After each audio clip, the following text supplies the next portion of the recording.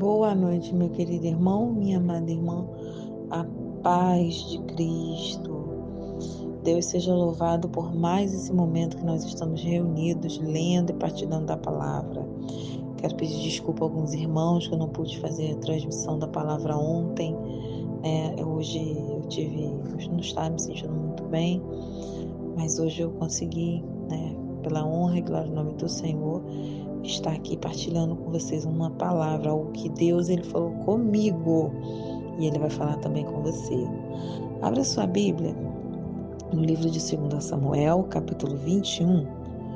Eu vou ler aqui, Houve em dias de Davi uma fome de 3 anos consecutivos.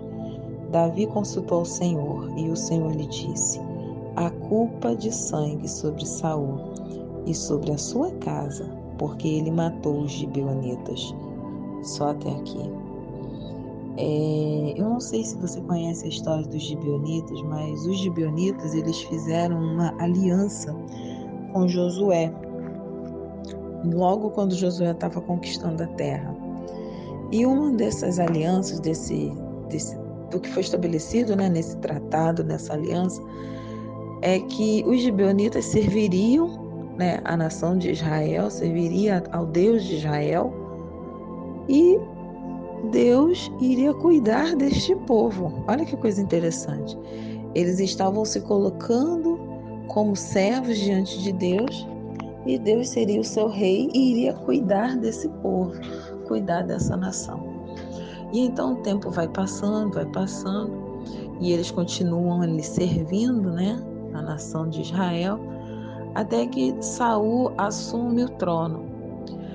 E Saul, sendo rei, sendo líder daquela época, ele simplesmente decide matar, exterminar os gibeonitas.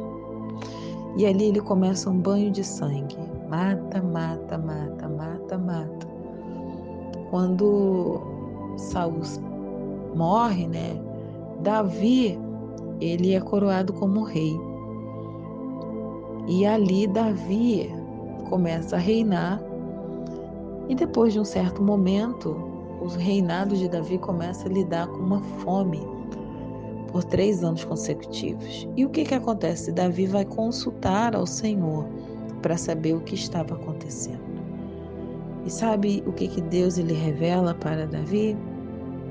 Que havia uma culpa, que havia algo escondido, uma injustiça cometida por Saul. E então Davi rapidamente ele tenta reparar o que aconteceu.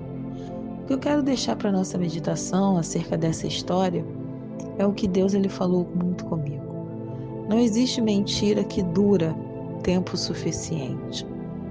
Os gibeonitas, eles simplesmente entregaram na mão de Deus essa situação, essa injustiça.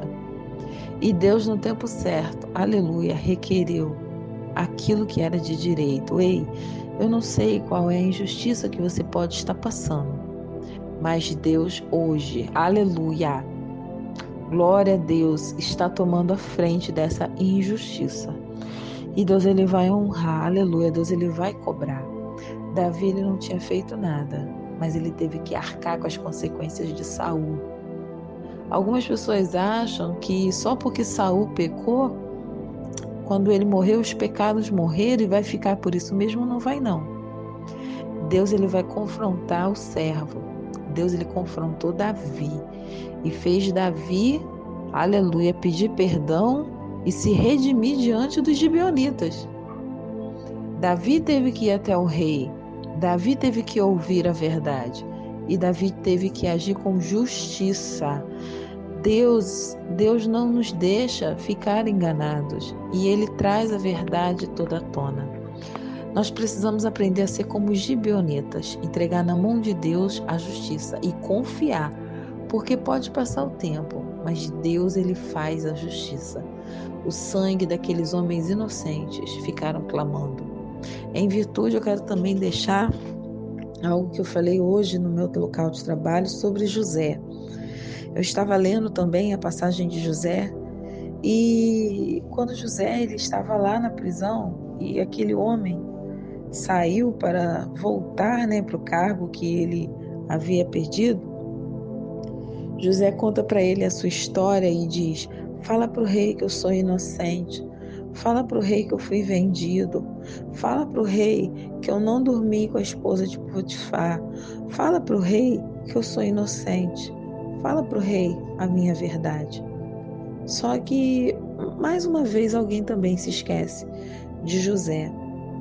O interessante é que José ele clamava dentro do coração dele por uma justiça que não ia vir do homem, porque o homem não iria acreditar.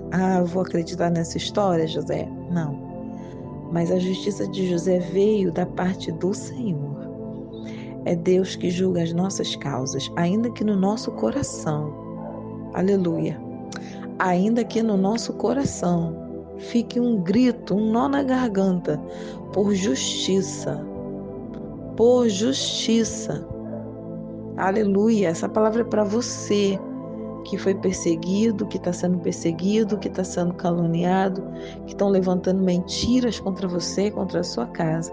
Ainda que Saul tenha perseguido os gibeonitas, Deus ele vai levantar com justiça. Aleluia. E assim também foi com José.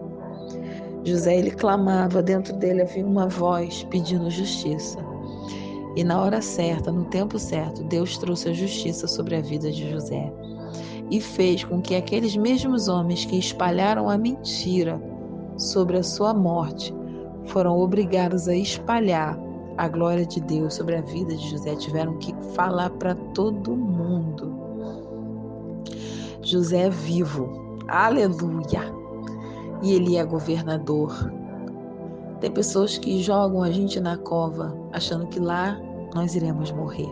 Só que lá é apenas o início de uma linda história. Você não vai morrer nessa cova. Deus ele vai trazer à tona toda a verdade e ele fará toda a justiça. Amém? Vamos estar orando? Pai, louvamos o teu nome por essa palavra. Guarda a nossa vida, os nossos passos na tua presença. Repreenda toda tristeza, toda depressão, toda opressão. Nos dê uma noite de paz, de tranquilidade, de calmaria. Que o Senhor venha nos fortalecer na tua presença. Guarda, Senhor, a nossa vida diante de Ti e nos dê uma noite de paz. Assim nós te entregamos tudo e te agradecemos. No nome de Jesus. Amém e amém.